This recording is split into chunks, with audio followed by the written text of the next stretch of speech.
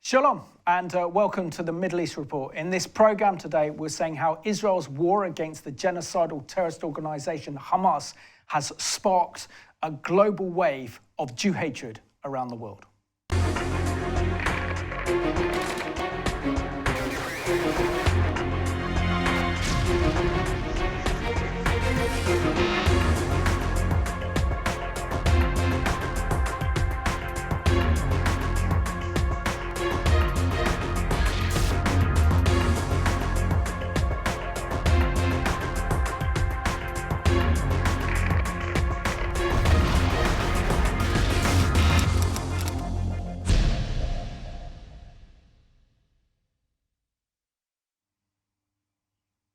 Warm welcome to the programme, and today's guest comes all the way from North London. He is a friend of the Middle East Report. He is Zalmi and he is the chairman of Likud UK.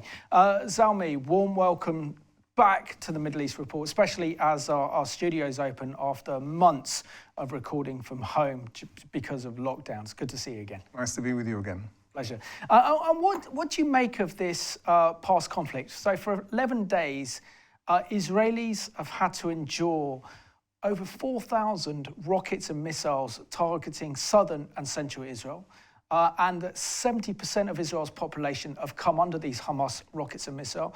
And Israel had no other choice but to defend herself in the midst of this unprecedented violence, the worst violence we've seen that's targeted Israel, certainly since the Second Intifada in 2000. What do you make of everything that we've seen over recent weeks? Well, in one way, Israel has always been the land of miracles. And the miracle here has been the Iron Dome, which has taken out 90% of those missiles which would have hit populated centers. It's interesting that the miracle of the Iron Dome is not just that it intercepts these missiles, but that it calculates as the missile is launched whether that missile is going to land in open space or in the sea, or it's going to land in a populated area. And only those are intercepted by the Iron Dome, because obviously every firing of the Iron Dome is very expensive. So it's been nothing short of a miracle. And the fact that we have this amazing defensive, world-beating and unique defensive machinery. Right now, when we need it, it sounds like the biblical expression when God says, I will give you your reins at the appointed time. Well, this is the appointed time that we needed this, and we got it. No, absolutely. Now, Zalmi, you frequently travel between London and Jerusalem because you have a home in Jerusalem, you have family in Israel. Can you share with us how they've been impacted throughout this crisis? And this is what upsets me so much is the media bias and this whole concept of proportionality and the fact that Israel's doing everything she can to protect her citizens from these rockets and missiles that kill people. And I get infuriated, so many with these broadcasters that don't actually think these rockets and missiles kill or do any damage. Yeah, I must say I try to avoid listening to BBC, Sky News and those outlets. I've been pretty much glued to Israel's Channel 12. Obviously, I speak Hebrew, so I can follow it. And I was getting live data. I also had the app on my phone, which beeped every time there was a rocket launch. It's an amazing app, and it tends to concentrate your mind when you're living outside of Israel and you've got family in Israel, that they are under this constant danger. Each beep is a rocket. My son in Tel Aviv has, living there with 4 of my grandchildren, very small kids, very young kids, all under the age of 5. And they've been in the shelter for a lot of the time. And having endured pretty much most of the last 18 months in isolation because of COVID, staying at home. It isn't pleasant for them to have to be, constantly running to shelters now. So not very pleasant, but the spirits are very high. The defiance is pretty high. The morale is very, very strong, because this is what Israel and Jews have been having to deal with for the last 2,000 years. They say Israel is born in pain, and the pain continues, but it's worth it. No, absolutely. And also, I think when we look at our mainstream media portrayal of these conflicts, and also our own political leaders here in the UK, such as Boris Johnson and our opposition leader Keir Starmer, wanting to make almost a moral equivalence between Israel and Hamas. And this is so dangerous, isn't it? Because not only is this actually false and it's not true, but Israel is facing a war against a genocidal terrorist organization in Hamas that not only want to destroy Israel, but in their founding covenant charter have called for the destruction of the Jewish people worldwide. I mean, this is a genocidal terrorist organization. And if Israel opened the borders of Gaza, I dread to think what would actually happen to Israel and the Jewish people. I think a lot of this commentary and a lot of the statements made by world leaders tend to be politically correct. Because we are living in a ridiculous world of political correctness and wokeism right now. It's not getting better, it's getting a lot worse. And I think every single one of them, from Boris Johnson, Keir Starmer, whoever it is, the European leaders and so forth, they know perfectly well what's going on here. I think they also know perfectly well that a two-state solution is a complete pipe dream and it would never work. And neither do the Palestinian leadership want it anyway. They only want a one-state solution, one no-Jewish state. That's what they've always been after. 5 times they've been offered the opportunity to create a Palestinian state, and they've turned that down. So Boris Johnson and these other world leaders, they're not stupid. They know what it is like to have missiles raining down on their cities. And when they say, well, there has to be some equivalence, I think it's tongue-in-cheek. Let's have a look now at Israel's Prime Minister Benjamin Netanyahu talking about the war that Israel is waging against the Islamist terrorist organization Hamas that is responsible for firing over 4,000 rockets and missiles into Israel. Israel didn't initiate this conflict. We were attacked in an unprovoked manner by the Hamas terrorist organization that fired 4,000 rockets into our capital and into our cities. No country will sit aside when it's attacked in such a criminal fashion. Israel is no different. But we did do something different. We were fighting terrorists who are hiding among civilians in one of the most densely populated places on earth. They were firing rockets on our civilians while using their civilians as human shields. We did everything in our power to prevent civilian casualties, unnecessary casualties of non-combatants, while trying to attack the combatants who are trying to murder our citizens. We regret every loss of life, but I can tell you categorically, there is no army in the world that acts in a more moral fashion than the Army of Israel. I want to thank President Joe Biden, a friend of many years, who stood by Israel throughout this conflict. He expressed clearly, unreservedly, America's support for Israel's right of self-defense. And I am also grateful to President Biden for offering to help replenish our stocks of missile interceptors. That's so important to saving Israeli lives and, coincidentally, Palestinian lives. Without Iron Dome, we would have had to have a ground invasion of Gaza to stop them firing of missiles, and the casualty list would have soared to stratospheric heights. So thank you, President Biden. And thank you, too, for the many leaders around the world who have stood by Israel. They know how to distinguish so clearly between a democracy that cherishes life and a terrorist organization that glorifies death. I think that distinction and that support is crucial for our common future. Thank you.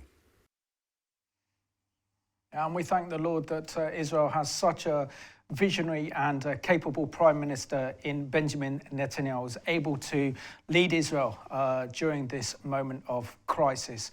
I want to share with you, Zalmi, that I've been so impressed with, for example, the German Foreign Minister visited Israel in solidarity. The Italian Parliament lit up the Israeli flag over their national parliament. The Czech Republic and Slovakian government also sent their foreign ministers to Israel in solidarity. So there are some European countries that are really willing to stand with Israel and show that moral support that Israel needs, because essentially this is not Israel's not alone in this fight, because those that represent the views of Hamas, the Islamic terrorists, for example, They not only want to destroy Israel, but they want to destroy the West. And they are fundamentally against our democratic freedoms and liberties that we've enjoyed on this continent for decades, for thousands of years now. Yeah, I must say, of all of the European countries, the one that really, really surprised me in terms of the historical view was Austria. The Chancellor of Austria, Sebastian Kurz, one of the first to unfurl an Israeli flag on the Chancellery in Vienna. I mean, you have echoes of Hitler in Vienna. That really, really made a major impression on me. And I think it's great. Notably, Britain didn't do that because, unfortunately, the UK Foreign Office is so dreadfully Arabist all the way back to the Mandate period. It'll take a long time to drag us, into the modern era for that. But yes, it's been really amazing, and one has to salute, in times of political correctness, these leaders who've had the guts to do that. Absolutely, and it's a damning indictment on Boris Johnson, who says that he's a friend of Israel, has a Jewish mother. We've got Dominic Raab, who's our foreign minister, who's also the son of a Holocaust survivor, that he couldn't fly to Israel to show solidarity with Israel and the Israelis. After all, we are benefiting economically from Israel's expertise and innovation in high-tech and startup nation. And that's not forgetting the cooperation in terms of intelligence and also military support that the British government receives from Israel. Isn't it important that Britain publicly condemns Hamas and the Palestinian Authority and stands in solidarity with Israel as a way of also clamping down on this hideous rise of anti-Semitism that we've seen in this country over the past couple of weeks? Well, unfortunately, Britain is not so free to do that because of its very large Muslim community, and France even more so. They're really scared of alienating a lot of people. They're scared of having riots in the streets and so forth. And of course, they depend on a lot of voters, of Muslim voters. And, it's not a Muslim issue, it's an Islamist issue. Muslims are the same as everybody else. They're good parts and bad parts. And even amongst the Jews, we've seen some of our ultra-Orthodox Jews demonstrating with the Hamas people. We're all entitled to have our derelicts. We can't brand an entire nation. But I think the British government is a little bit wary about making statements, even though it believes in those statements. Such a shame. Let's have a look now, and with this home footage of what it's like to be in Tel Aviv whilst these Hamas rockets and missiles fall on Israel's biggest city.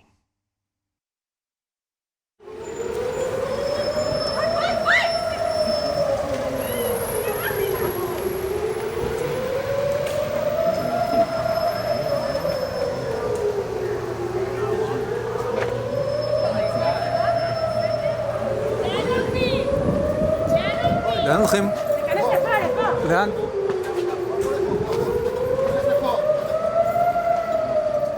בוא. חבר'ה, תצמדו למדרגות.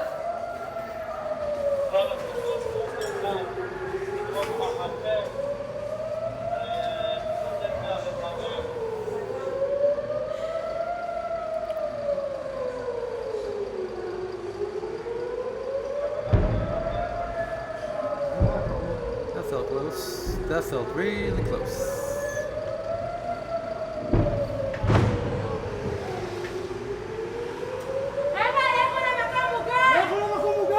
לכו למקום מוגן!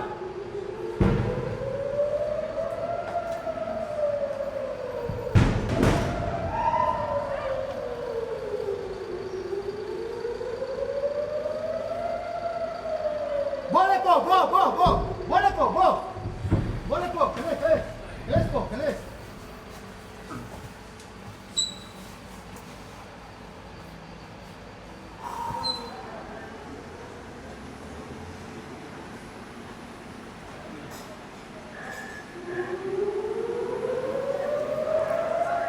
Here we go again.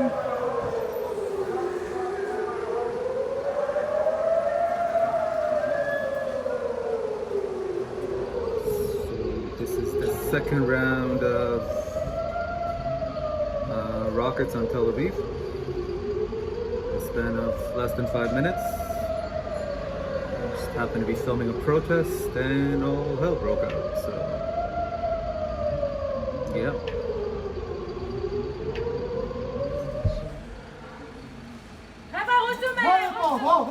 בוא לפה.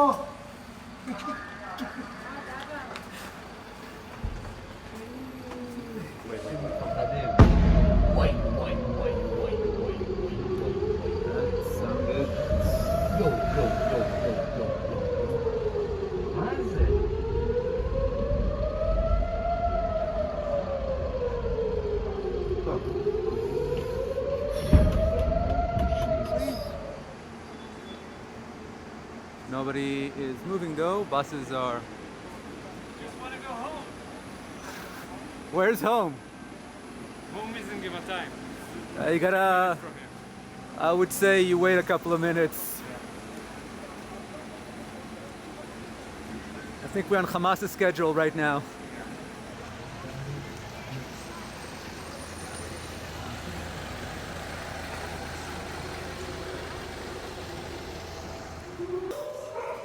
I don't know, is it safe here?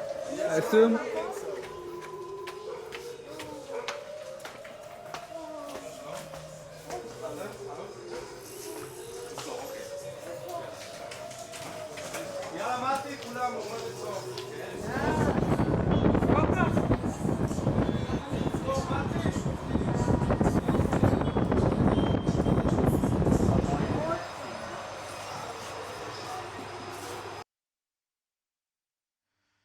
I don't think you'll see that anywhere on our mainstream news coverage of what it's like for the residents to live in Tel Aviv with these rockets and missiles that are raining on Tel Aviv, and something that many residents of Tel Aviv thought they were pretty much immune to. And if you can think that the restaurants had just opened up because Israel was actually defeating COVID-19, and then to have these rockets and missile threats just shows what Israel has had to endure. There is something about those that live in Tel Aviv that think they're kind of immune to the whole conflict in the Middle East. But in this war and the last one in 2014, Operation Pillar Defense, the residents of Tel Aviv have also experienced these rockets and missiles really for the first time. That has really brought them into their conflict. How do you think they will be responding to the fact that Hamas can now target Israel's main population city, which is Tel Aviv? Well, it's become their problem. It used to be Sderot's problem. It used to be Ashkelon's problem. And Tel Aviv is not just, a major center. It is also the hub of business and high tech and all that goes with it. And this has kind of pierced their bubble. And they're going to be taking this much more seriously now.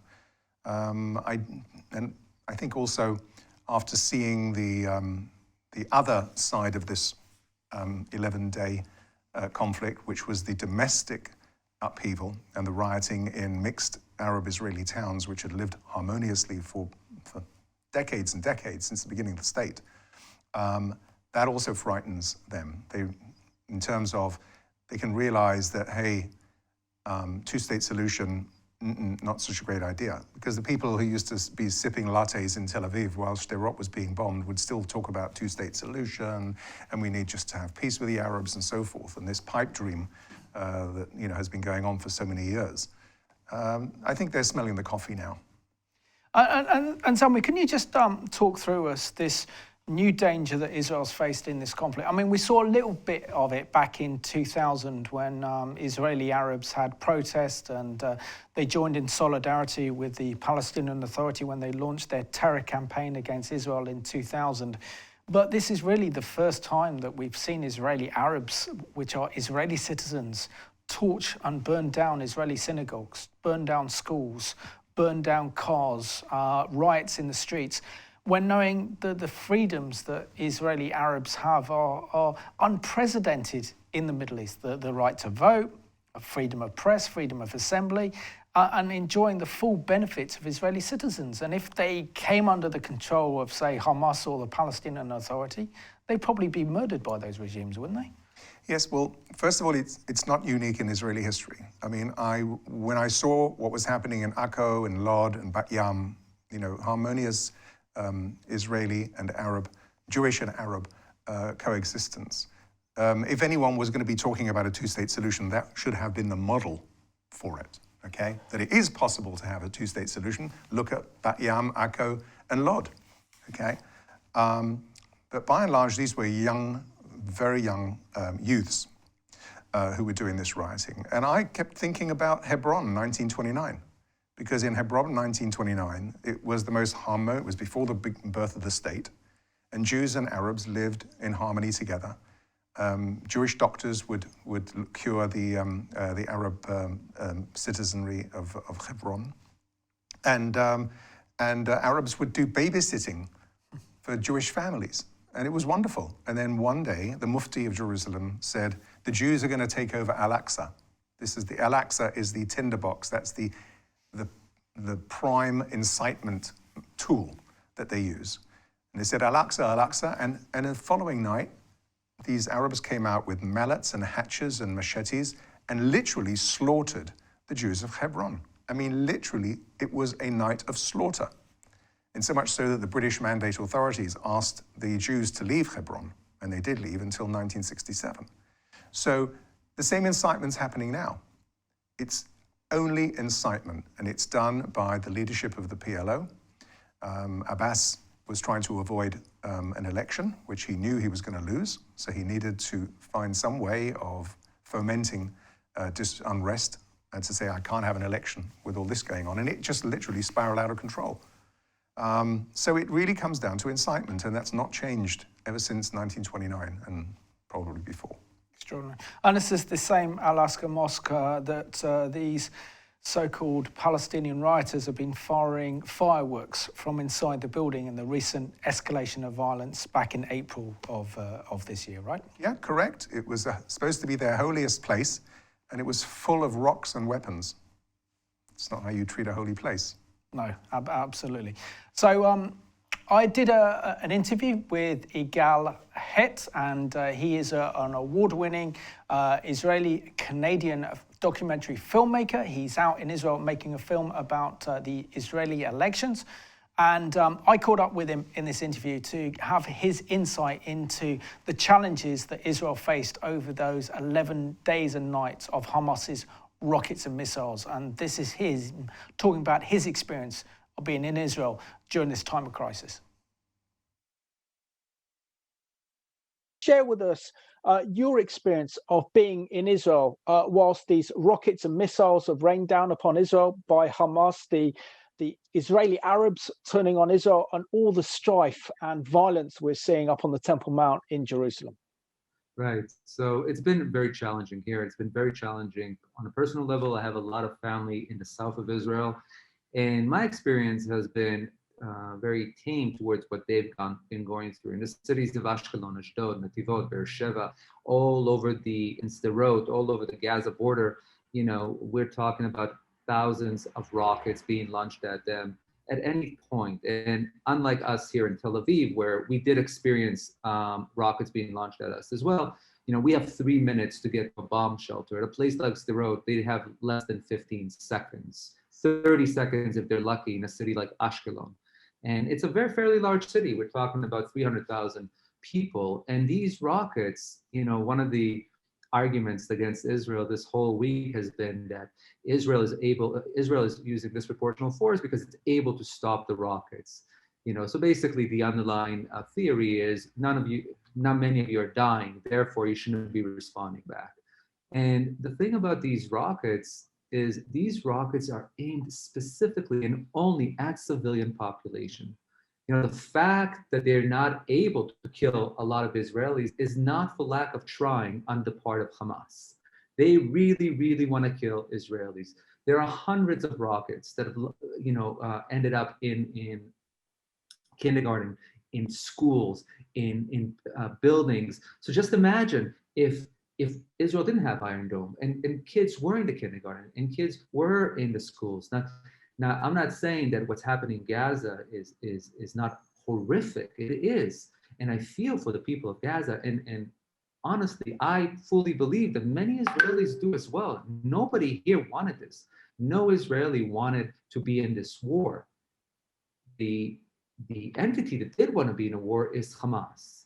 Hamas, who is using their children as human shields. Hamas, who has basically hijacked the population of Gaza and is terrorizing them. And by doing so, they're also terrorizing Israelis. And Gal, can you share with us? I mean, you posted on social media some horrific sites that you're involved in which you came under attack from Israeli Arabs who are citizens of Israel. Can you share with us that terrifying moment that you thought that you and your cameraman were going to be lynched?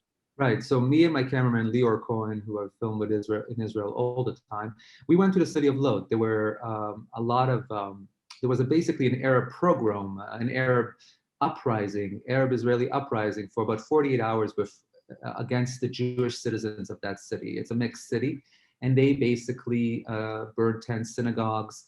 They broke into homes. They fired at Jewish citizens. They beat up Jewish citizens. They actually lynched and killed one Israeli Jew who happened to drive by. And that's not just in Lod, it's in Akko and the southern parts of Israel, in Jaffa, and etc. Now, what happened to us was we came to Lod to film. So we came on the third day of the riots. And we were following somebody there, and we took a wrong turn. It was about 4:30 or 5 o'clock in the afternoon, maybe 6. And we were told, don't be there after dark. So we basically took a right, and we ended up at an area where they ambushed cars. So they set up a checkpoint, about 30 of them, and they were, at that point, they weren't quite ready yet. So they were just getting there. They were getting all their rocks and boulders together. And they see our car. And I sort of pick up my camera to say we're media. We were very clearly marked as media. And one of them waves us off, no problem. And then I tell to my cameraman, I tell Lior, let's get out of here, because if they change their mind, we're done for. And as Lior does a 3-point turn, 4 of them walk towards us with they're masked, and they start throwing these rocks at us. You know, they start shouting at us. They try to kind of break through the door.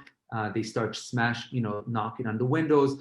Luckily, Lior, who's absolutely brilliant, just backed up really quickly, did his 3-point turn, and got us out of there. For about 20 seconds, they were trying to break into the car and do to us what they've done to other people. And what they've done to other people was lynch them and really harm them. You know, people are still in the hospital. People have died. And my colleagues who for whatever reason, like to excuse these things, tell me, you weren't ambushed. To which I respond with, they tell me you were ambushed. To which I respond with, well, I wasn't gonna wait around to be lynched. You know, and that's been the reality here on many fronts. Now, there has been some Jews who've also attacked Arabs, but proportionally, the numbers are not symmetrical at all, balanced at all. We're talking about hundreds and hundreds of attacks from Arab Israelis who were incited by the PA, the Palestinian Authority, by Hamas, but also by Arab Israeli leadership, by imams, by the Arab Israeli members of Knesset who've incited them in Arabic. And all of this, you know, occurs while Israel is fighting a war against a terrorist group who's launched over 4,000 rockets at it. No country in the world ever put up with this. And Igal, where does this all go from here? I mean, Israel's been in a 11-day battle with the genocidal terrorist organization Hamas. They're responsible for firing over, as you said, 4,000 rockets and missiles into Israel. And the violence that you've experienced from Israeli Arabs is absolutely horrific. But we also see that the international media, international political organizations such as the EU, the UN, are condemning Israel, and we're seeing a huge backlash in the rise of anti-Semitism, especially here in London, because of this conflict. So, where do you think Israel goes from here now? You know, it's very hard to say. I don't have a crystal ball. I do know that most likely we'll be back at this state, you know, speaking about this in a year or two. Israel destroyed a lot of Hamas's tunnels and capability, but Hamas always rebuilds with Iranian money and sometimes with indirect EU money and UNRWA money, obviously indirectly. But I think we'll just be back in this circle of violence again. I think it's very easy for people to judge Israel because they never have to go through this. At the grand scheme of things, 263 Palestinians died, which is a number, is tragic. But if you break down the numbers, about 60 were children, and which is awful, completely awful. It's horrific. Again, because they were placed there as human shields by Hamas. But the majority of those who died were terrorists, were armed combatants. This is a war. What do you think will happen in a war? We always use this example because it's the only one. It's the one example that maybe Europeans understand, and that is during World War II, Britain really bombed Germany more than Germany bombed Britain. At the end of the day, more Germans died. Does that mean that the Nazis were the good guys? And this is basically what the world is saying to Israel. How dare you defend yourself? And it's shameful. It's shameful. No Israeli wants to be in any sort of battle with Gaza. Israel left Gaza in 2005 for a reason. It uprooted 8,000 of its own citizens from Gaza. Nobody wants to be there. And Gaza can be a thriving, area if a terrorist group wasn't in charge. That's the most ridiculous thing. People who are cheering and who are siding with Hamas are siding with a genocidal terrorist group, the likes of ISIS and Al-Qaeda. And somehow they are legitimate. Boggles the mind. I can't explain that either. It just shows you how irrational our world has become. Finally, Igal, how can our Christian viewers really stand with Israel and the Jewish people in this crisis? We know that there is currently a ceasefire in place, but we don't know how long that will hold. And our thoughts and our prayers are with you and with Israel at this terrible time. I think people should just try and support Israel as best as they can, educate themselves about the situation, go to rallies. Rallies are important. I mean, I know it's hard to combat the thousands of built-in individuals who come from the Middle East to London and basically, support their side, quote unquote. But do what you can, stand up for Israel. Basically, say to people, no, this is unjust and this is anti-Semitism because you're singling out a country that is defending its citizens, something that the UK would have done, something that any other country would do. Again, no, Israelis do not want to be in a war, in a conflict with Palestinians. Israelis, by the way, it's also a lie that Israel controls, Gaza is a camp that nobody. Egypt actually has a bigger border with Gaza, that Egypt allows nothing to come into Gaza, and Israel does, actually. Israelis don't want to be in a conflict with Gaza. Hamas wants there to be a conflict to appease its Iranian overlords, who pay them a substantial amount of money and fund them. And also because they need to show that they can bring down the Zionist whatever, which is insane because they can't. They much rather think about, the whole infrastructure, all those rockets cost millions upon millions of dollars. Think about that. The fact of the matter is that they've spent millions of dollars on trying to kill Israelis, as opposed to spending millions of dollars of bettering the lives of those in Gaza. Why, Igal, thank you so much for joining us, and we look forward to your film about the plight of Israeli Arabs being filmed on Revelation TV in June. Absolute pleasure. Thank you so much for having me. And really appreciate the time that Igal Het took to give us an inside view of what it's like to be in Israel during that 11-day crisis that Israel faced with Hamas.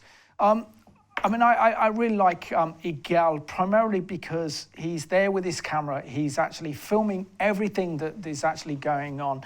And his heart is to really communicate the truth of Israel's situation that Israel faces. Now, it seems pretty much unprecedented that no other Western nation faces what Israel faces. And I think we have to look back to over 80 years ago to really experience what Britain experienced during the Second World War, and that was in 1944 and 1945 with those German V2 rockets that would land in London and the southeast, and also brings back memories of the Blitz when the Germans decided to bomb London and bomb our major cities. So the Brits should be standing in solidarity with Israel, but instead our media is so biased and our leaders are so weak in standing with our number one ally in the Middle East, they're not doing so.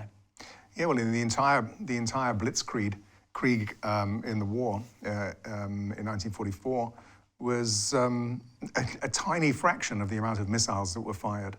And remember, Britain was able to fire back indiscriminately towards those missile sites. Didn't have to do it surgically like Israel has to do.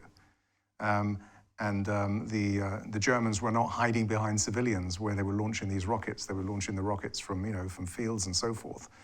The bottom line is that Gaza is just another Iranian rocket base surrounded by civilians. And that's the reality of the situation. And there's no country, army in the world or in world history that has had to face that kind of challenge than the IDF. And the IDF has acquitted itself superbly when you consider that even according to Hamas's own statistics, 238 or 240 people were killed, in spite of all of the 1,000 buildings that went down, 238. But of those 238, Israel has 160 names of Hamas terrorists. So that leaves what, 60 civilians with 1,000 buildings blown up over 11 days, and there's only 60 civilian casualties in collateral damage? That is unheard of in the history of warfare. No, absolutely. And also I think it's important to make this is a distinction as well, is the fact that Hamas have 60 miles of terror tunnels in which they smuggle these rockets and missiles and then fire these rockets and missiles, then go back into their tunnels for self-defense. But the Israelis deployed the media in a very, very effective manner by putting out a tweet saying they are launching a ground invasion of Gaza. And of course, the media picked this up and said Israel's about to launch ground troops into Gaza. And of course, all the Hamas terror operatives jumped back into the tunnels. And Israel had the map of all those tunnels and were able to destroy and eliminate so many Hamas terrorists. And what is only described as an incredible military feat and operation. Fortunately, God blessed the Arabs with oil and the Jews with brains. And we were able to bring these guys out into the open. But just think of those 60 miles of terror tunnels. Who do you think burrows them out? Who do you think bores those tunnels? It's kids, poor, young Palestinian kids who are supposed to be living and gnawing their way and digging their way through these tunnels. It isn't the Hamas leaders, it's not the Hamas fighters. This is how the abuse of the Gaza citizenry keeps going on. And it is terrible abuse. I mean, I'm sorry for these citizens, and I hope one day they will rise up and throw out this evil spirit that possesses them. It's just terrible. Absolutely. So let's have a look now at this excellent IDF video that explores these Hamas terror tunnels, as they've named it, the Hamas Metro.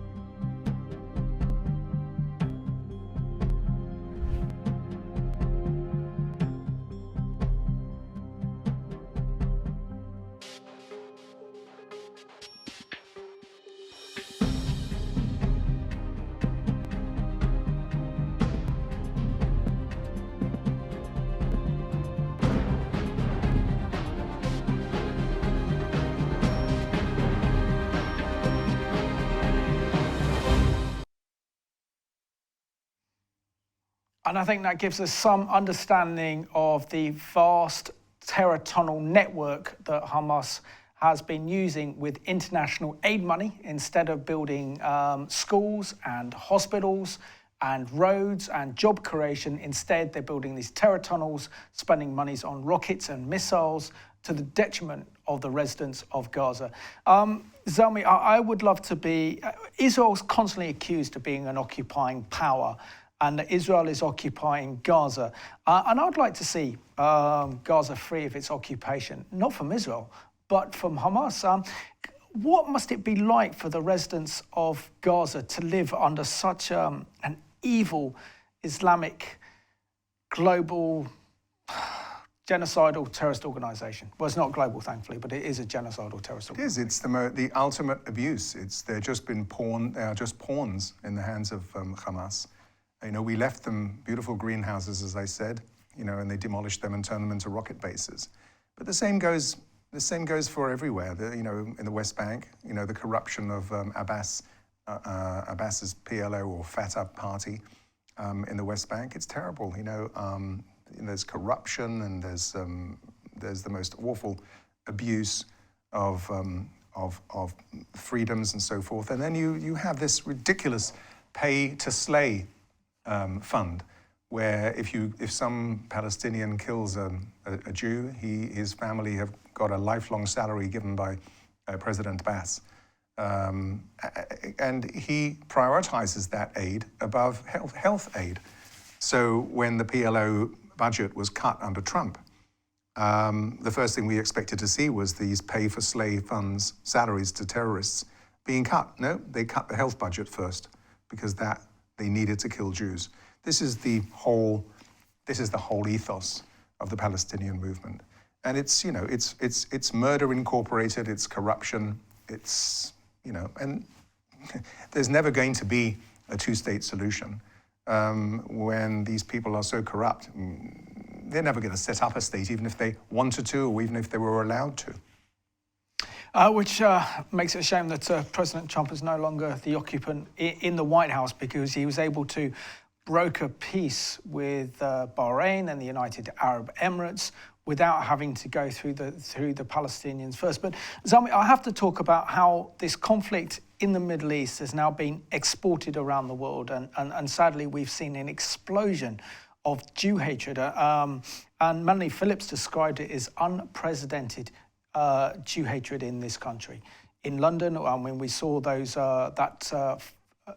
Palestinian supporters with their Palestinian flags driving through the streets of North London in the Jewish areas with a megaphone, swearing obscenities at the Jewish people, rape the Jewish daughters, and go back to Poland. Absolutely vile for 4 hours, and the police didn't do anything for 4 hours. Can you share with us how you and your community are feeling in North London with this surge of Jew hatred that's been directed, not against Israel, but against our precious Jewish community that lives here in London and across the United Kingdom?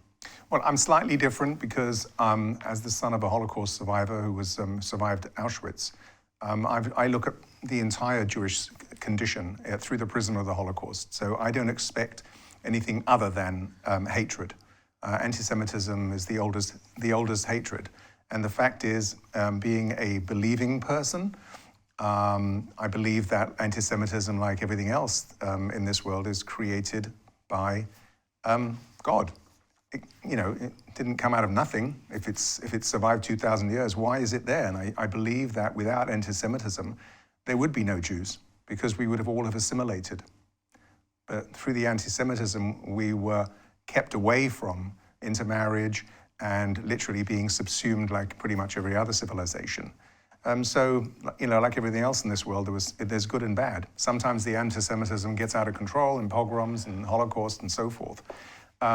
But I do wonder how many of us would be here and whether the state of Israel would exist if there had not been anti-Semitism. So it's something that personally I believe I live with, and most of my community lives with that.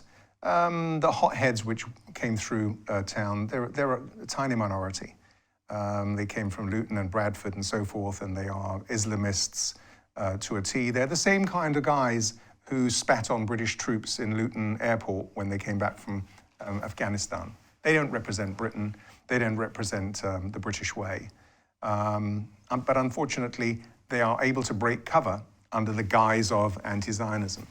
No, absolutely. I just want to give you some of the quotes from here. This is taken from the Jewish Chronicle, with a headline here that Jew hatred at London demo condemned. It says here, the disgusting racial abuse against Jewish people on the streets of London requires an effective and strong response. It says Israel is the new Nazi state. One Holocaust does not justify another. That Netanyahu surpasses Hitler in his barbarism. And then we have other placards aloft with the participants on the pro-Palestinian rally that took place in central London, showing Jesus carrying the cross, accompanying the words, "Do not let them do the same thing today again."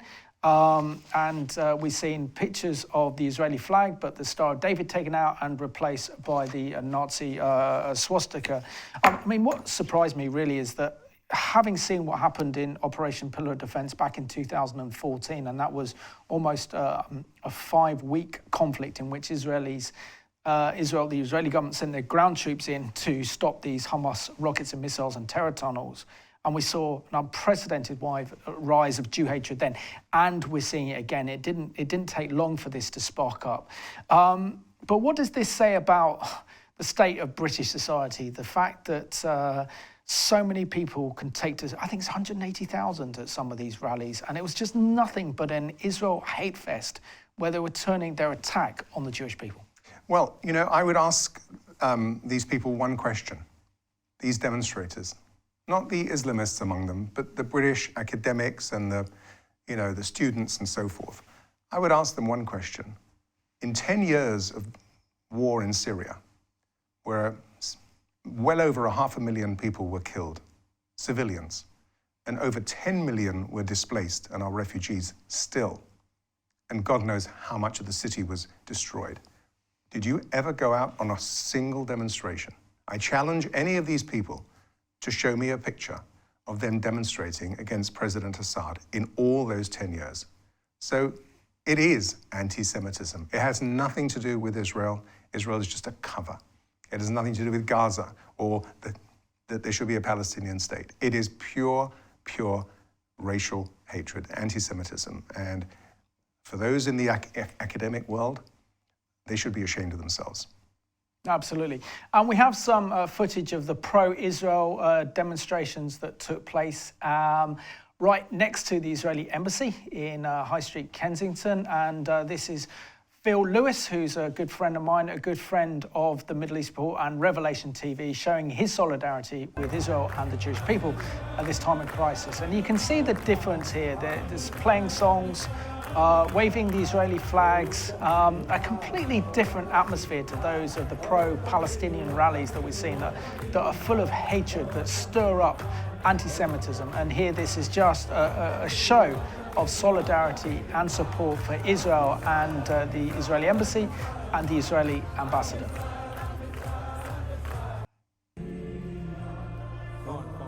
And here, of course, we hear the Israeli national anthem being sung, the Hatikva, together with Israeli and British flags.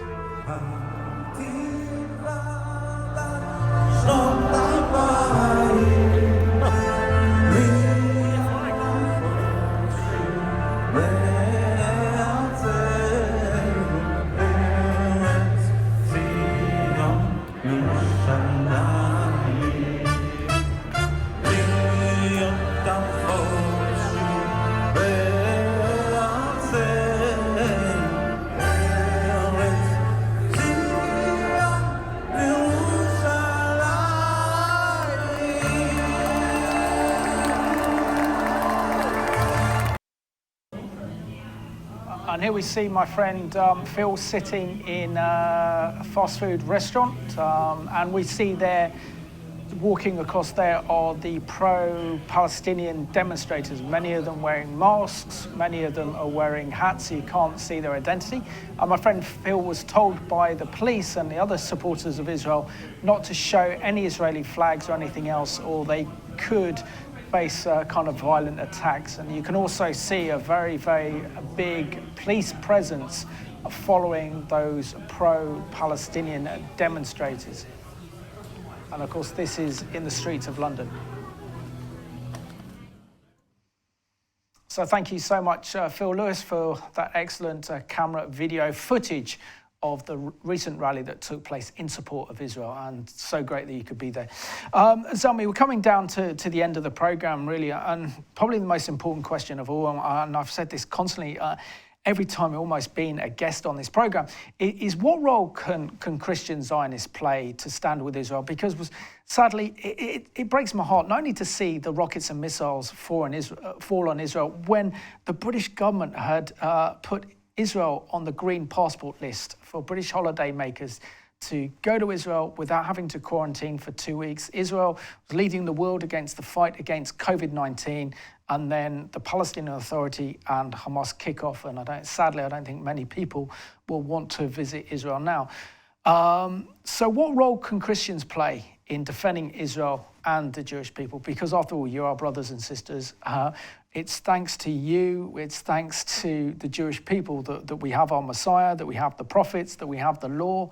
And so therefore we owe a debt of gratitude to you. And it's important that this generation of Christians stand strong and firm against the rise of Jew hatred and violence against your community and against Israel.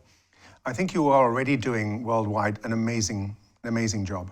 I think the important thing is certainly American evangelicals, Christians should be writing to their congressmen and women and pressuring them to take a stand for freedom and human rights and democracy. And when I'm talking about human rights, I'm talking about the human rights of the people of Gaza, that they should be able to throw off this yoke of Iranian terror. And the way to do that is not to renew the Iranian nuclear deal and give them more billions to send rockets to all corners of the terrorist world. So I think the Christian communities are doing a great job anyway. They continue doing the same thing. And my message is, whatever you've seen over the last 11 days, what we have used, Israel, is only a tiny, tiny fraction of our power. We will not be moved. We will not be defeated. This is an unwinnable war, both by Iran as extensionally or by its proxies in terms of missile attacks. We will not be moved. And of course, prayer plays a major part. And I know that so many of our viewers have been praying, they've been interceding for Israel, pleading to the God of Israel, the God of Abraham, Isaac, and Jacob, that he protect his people and protect his land. And I think we've really seen his divine protection as well during this conflict, that very few Israelis, sadly, lost their lives in this conflict, which is a good thing. But it must be horrendous. The Israelis somehow thinking, we've just defeated COVID-19, we can go back to our restaurants, we can go back to almost life as normal, we can welcome tourists from all over the world to come and visit Israel, and of course, bang, Hamas fire over 4,000 rockets and missiles into southern and central Israel, targeting Jerusalem and Tel Aviv as such. So we don't know what the divine plan is at the time, in the moment, but afterwards we do. So a week before Hamas fired its rockets, the Israeli political parties were about to go into a government supported by the PLO. And that would have been a horrendous thing. So I think God is protecting Israel, even from its own lawmakers. Absolutely. So what we're just kind of closing now. Are you fearful for the Jewish community in this country?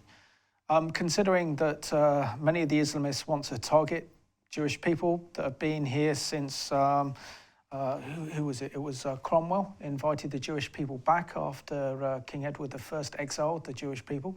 So is your community fearful about this rise of Jew hatred, the way that it's gone from attacking Israel to attacking Jewish people? And you've got 30 seconds. Well, I think certainly it's encouraged Aliyah. It's encouraged a lot of people I know have gone on Aliyah, have taken up Israeli citizenship. When you say fearful, I think we know how to take care of ourselves. We have organizations which look after the community, like the CST and Shomrim. And we will do what's necessary to protect our people. If the police won't, we certainly will. Zalmi, I just want to thank you so much for being my guest on today's Middle East Report. It's always a pleasure to have you on, and really appreciate your analysis, and we're standing with you and your community and Israel during this very turbulent times. Thanks, Simon. Pleasure. And I want to thank you for watching today's program. I mean, we've got an insight view from Zalmi as well as Igal from the experiences that Israel's faced, but sadly what we've seen is the export of this conflict to our streets in London and across the Western world, as we've seen an unprecedented rise of Jew hatred. And as Christians, we can't afford to allow that to go ahead. So we need to stand with Israel and the Jewish people in solidarity, because we owe them a debt of gratitude for everything they've given us in terms of Bible prophecy, in terms of the prophets, in terms of the law. So let's return that favor by standing with Israel and the Jewish people. So thank you for watching today's edition of the Middle East Report.